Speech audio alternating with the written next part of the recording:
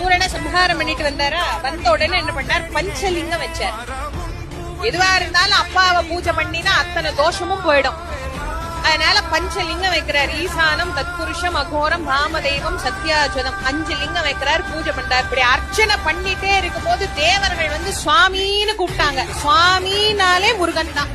சுவாமிங்கிற பேருக்கு சொந்தக்காரரே அவர் மட்டும்தான். அதனால்தான் அவருக்கு பேர் சுவாமிநாதன். அவர் இருக்கிற நல்ல சுவாமி மேல சுவாமின்னு கூப்பிட்ட உடனே முருகப்பெருமானுக்கு என்ன யோசனை வந்துதான், இப்பத்தான சூரனை சம்ஹாரம் பண்ணினோம், மறுபடியும் ஏதாவது அசுராள்கிட்ட மாட்டிக்கிட்டாங்களோ என்னவோ தெரியலையேன்னு இப்படி கையில பூ வச்சிருந்தாரா இல்லையா, அந்த பூவை சுவாமிக்கு வைக்கிற நேரம் கூட காமதிக்கலையா திருச்செந்தூர் முருகன். அப்படி அந்த பூவோட அப்படி திரும்பி காட்சி கொடுத்தார். அதனாலதான் அவர் கையில ஒரு பூ இருக்கும். அவருக்கு பேர் பூச்சா பொத்தி. ஊற்றிட தேனாக பூ மாலை சூட்டிட ஓங்கார புன் ரூபம் பார்த்திட வந்தோமையா.